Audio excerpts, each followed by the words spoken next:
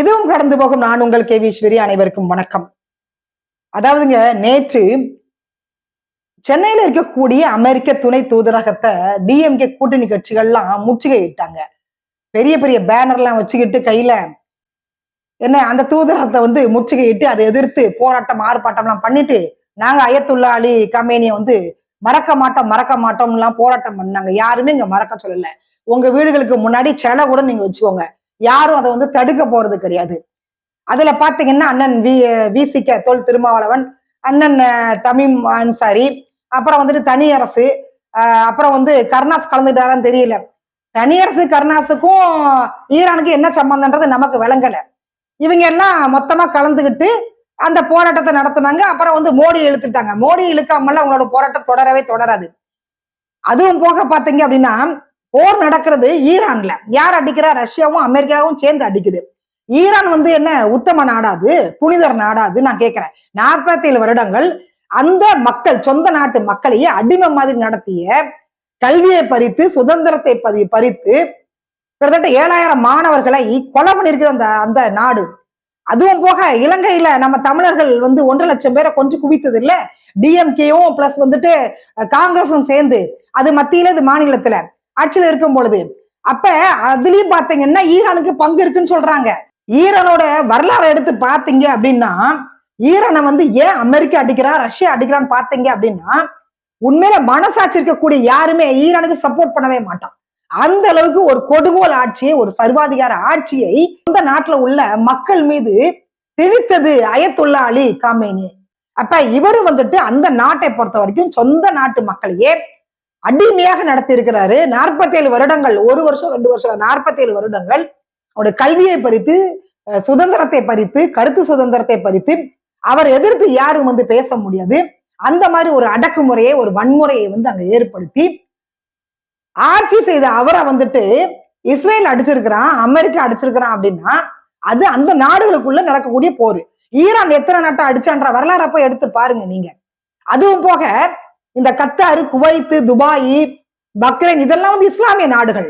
ஈரானை பொறுத்த வரைக்கும் ஷியா அப்படின்ற ஒரு இஸ்லாமிய பிரிவு வாழ்ந்துட்டு இருக்கிறாங்க. ஆக மொத்த இஸ்லாமிய மக்கள் தான். அவங்களுக்குள்ள அவன் அடிச்சுக்கிறான். ஆனா சென்னையில இருக்கக்கூடிய திராவிட முன்னேற்ற கழகத்தை சார்ந்த கூட்டணி கட்சிகள்லாம் வீதியில இறங்கி போராட்டம் பண்ணிட்டு இருக்கிறாங்க. யாருக்காக? ஈரானுக்காக சப்போர்ட் பண்ணி போராட்டம் பண்றாங்க. கும்முடி பூண்டியை தாண்டுனா டிஎம்கேவை யாருக்குமே தெரியாது. அப்படிப்பட்ட இந்த கட்சி, மைனாரிட்டி ஆட்சி, அவங்க வீதியில இறங்கி போராட்டம் பண்றாங்க. நான் என்ன கேட்கிறேன்னா, இலங்கையில 1.5 லட்சம் தமிழ் மக்களை கொஞ்சம் குவித்த போது இந்த போராட்டத்தை நீங்க முன்னெடுத்திருக்க வேண்டியதானே? தனியரசு, கருணாஸ் எல்லாம் எங்க போனீங்க? அப்ப எங்க போனீங்க? அப்ப அந்த போராட்டத்தை நீங்க முன்னெடுத்திருக்க வேண்டியதானே? எங்க பங்களாதேஷ்ல சிறுபான்மையினர் என்று சொல்லக்கூடிய இந்து மக்களை கொஞ்சம் குவிச்சது. அப்பெல்லாம் இவங்க எங்க போனாங்க? அப்பெல்லாம் ஆர்ப்பாட்டம் போராட்டம் எல்லாம் பண்ணல. ஆக மொத்தம் இந்து மக்கள் செத்துட்டு போட்டோம். இஸ்லாமியர்கள்லாம் நல்லா இருக்கணும், கிறிஸ்தவ மக்கள் நல்லா இருக்கணும். ஆனா இந்து மக்களுடைய ஓட்டு வேணும், இந்து மக்களுடைய அந்த உண்டியல் பணம் வேணும். அதை மட்டும் இவங்க விட மாட்டாங்க. மானம், சூடு, சொரணம் அதுல பார்க்கவே மாட்டாங்க. ஈரான்ல போர் நடந்துட்டு இருக்குது. ஈரான்ல இருக்கக்கூடிய, அமெரிக்கால இருக்கக்கூடிய, ரஷ்யால இருக்கக்கூடிய, இன்னும் பல நாடுகள், இஸ்லாமிய நாடுகள்ல இருக்கக்கூடிய இந்தியர்கள், அங்க வாழக்கூடிய இந்தியர்கள், அவங்களை எப்படி சேவ் பண்ணுன்றது மத்திய அரசுக்கு நல்லா தெரியும், மோடிக்கு நல்லாவே தெரியும். நீங்க உங்களுக்கு கஷ்டமா இருக்குன்னா தயவு செய்து நீங்க பிளைட் பிடிச்சி ஈரானுக்கு டைரக்டா போயிடுங்க. இல்ல அமெரிக்கா போயிட்டு, ரஷ்யா போயிட்டு, அங்க போயிட்டு உங்களுடைய போர்க்குடி தூக்குங்க. உங்களுக்கு துணிச்சல், தில்லு, திராணி இருந்தா இங்க கூவிட்டு இருக்காதுங்க, அங்க போய் கூவுங்க நீங்க.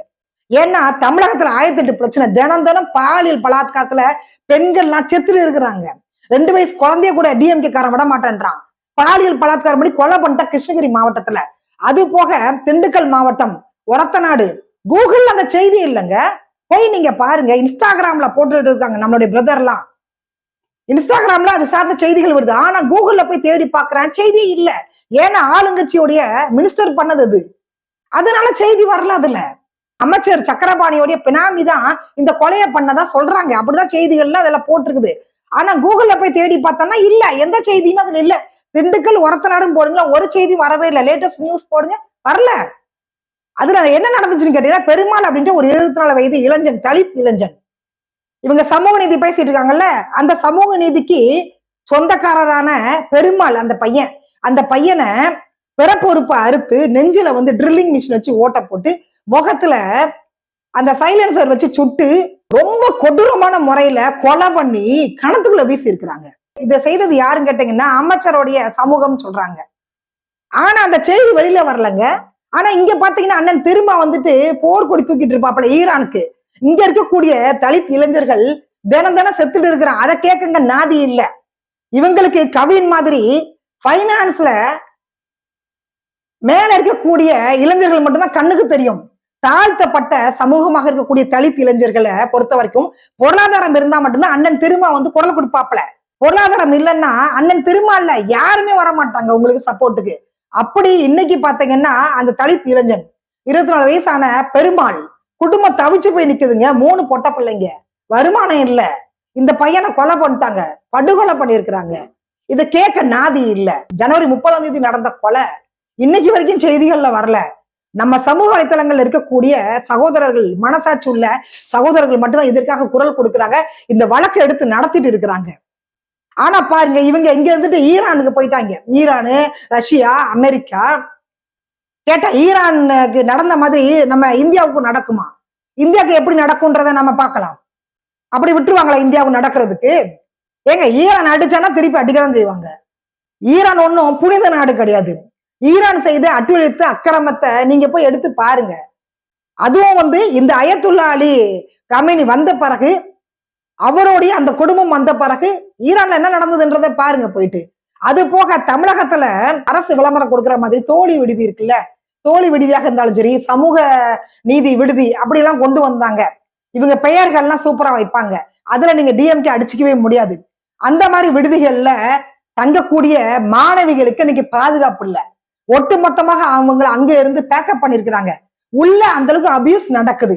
2 வயசு குழந்தையில இருந்து வயதான பெண்மணிகள் வரைக்குமே தமிழகத்தை பொறுத்த வரைக்கும் பாதுகாப்பு இல்லைங்க. இவங்க இங்க இருந்து இஸ்ரேலுக்கு வந்து போர்க்கொடி தூக்கிட்டு இருக்கிறாங்க. கேட்டா வந்து மோடி கரிச்சு கொட்டுறது. இதே வந்துட்டு அமெரிக்கா மாதிரி வல்லரசாக ஈரான் இருந்துச்சுனாக்கா உலகத்தையே அழிச்சிருப்பான். அவனை அடிச்சது சரின்னு நாம சொல்றோம். அது வந்து வேற கதை. ஆனால் தமிழகத்தில் இருக்கக்கூடிய நடக்கக்கூடிய குற்றச்சம்பவங்களை கேட்கறதுக்கு, அதுவும் வந்துட்டு சமூக நீதி பேசக்கூடிய ஆட்சி கட்சி ஆட்சியில் இருக்கும் பொழுது அது சார்ந்து குரல் கொடுக்க துப்பு இல்ல. ஏன்னா அமைச்சர் வந்து ஆளுங்கட்சி. அதனால இந்த கொலையை வந்து அப்படி மறைச்சிட்டாங்க. அண்ணன் திருமாக்கு இதனால வந்து ஒண்ணும் நஷ்டம் கிடையாது. அவரு வந்து எத்தனை தலித் இளைஞர்கள் செத்து போனாலும் அவருக்கு பிரச்சனை இல்ல. அவர் டிஎம்கேக்கு காவடி தூக்குறதுல குறியா இருப்பாப்ல. அதுவும் போக தலித் இளைஞர்கள் கூட பணக்காரனா இருந்தாதான் அவர் குரல் கொடுப்பாரு. ரொம்ப கஷ்டப்பட்டவங்க ஏழையா இருந்ததுன்னா குரல் கொடுக்க மாட்டாரு. வன்னியரசன் டைரக்டா போயிட்டு கவின் கொலை வழக்குல எல்லாம் பார்க்கும்பொழுது அங்கிருந்து லைவ்ல எல்லாம் பேசிட்டு இருந்தாப்ல அண்ணன் திருமா கூட. ஏன் இப்ப பெருமாள் விஷயத்துல நீங்க பேசுறது தானே? அண்ணன் வன்னியரசு எங்க போனாங்க? பேசுறது தானே? இந்த இளைஞனுக்காக குரல் கொடுக்க வேண்டியதானே? ஒட்டுமொத்தமாக சட்டம் ஒழுங்கு என்பது சந்திச்சிருச்சுட்டு இருக்குது. இங்க நடக்கக்கூடிய பாலியல் சம்பவங்களை தடுக்கிறதுக்கு இங்க யாருக்கும் துப்பு இல்ல. கூட்டணி கட்சிகளாக இருந்தாலும் சரி, கூட்டணி கட்சிகளுக்கு குறைந்தபட்சம் குரல் கொடுக்க கூட திராணி தில்லு இல்ல. ஆனா பாருங்க தமிழகத்தை பொறுத்த வரைக்கும் இந்த குற்ற சம்பவங்கள்லாம் அவங்க கண்ணுக்கு தெரியறதே இல்ல. ஒரு பொம்மை முதல்வராக நம்முடைய முதல்வர் இருக்கிறத பார்க்கும் பொழுது உண்மையிலேயே வந்துட்டு இந்த 2 மாத காலம் எப்படி கழிய போகுதுன்னு நமக்கு தெரியல. ஆனா எல்லா மேடைகளிலும் எல்லா பிரச்சாரத்திலையும் முதல்வர் சொல்றாங்க, ஏன்னா அப்பா அப்பான்னு கூப்பிடுறாங்கன்னு சொல்றாங்க. அந்த வார்த்தைக்கான அர்த்தம் என்ன அப்படின்றது நம்ம முதல்வருக்கு தெரியுமா தெரியாதா எனக்கு தெரியல. டிஎம்கே கூட விடுங்க, ஆனா அந்த கூட்டணி கட்சியை நினைச்சாதான் ரொம்ப ரொம்ப கேவலமா இருக்கு, அசிங்கமா இருக்குது. டிஎம்கேல இருக்கக்கூடிய உடன்பிறப்புகள் கூட இந்த அளவு விசுவாசமா இருக்க மாட்டான். ஏன்னா அமைச்சர் துரைமுருகன் சொன்னாரு, கட்சி விட்டு கட்சி தாவரமெல்லாம் விபச்சாரி அப்படின்னு சொன்னாரு. அப்படி பார்த்தா டிஎம்கே பொறுத்த வரைக்கும் அதுல இருக்கக்கூடிய பெரும்பாலான சட்டமன்ற உறுப்பினர்கள் அமைச்சர்கள்லாம் அதிமுக இருந்து களவாண்டதுதான். அவங்க எல்லாம் எப்படி சொல்றதுன்னு நமக்கு தெரியல. இப்பதான் போயிட்டு ஓபிஎஸ் வேற சேர்ந்தாப்ல. ஓபிஎஸ் இந்த வார்த்தை குறிக்குமா என்னன்றது நமக்கு தெரியல. சோ எது எப்படி இருந்தாலும் பரவாயில்ல, தமிழகத்தை பொறுத்த வரைக்கும் பெண்களுக்கு பாதுகாப்பு வேண்டும். அதைத்தான் நாம மறுபடியும் கோரிக்கையா முன்வைக்கிறோம். சோ இனியாவது காவல்துறை இந்த 2 மாத காலமாவது செயல்படும் அப்படின்னு நாம எதிர்பார்க்கிறோம். மீண்டும் சந்திக்கலாம். நன்றி, வணக்கம்.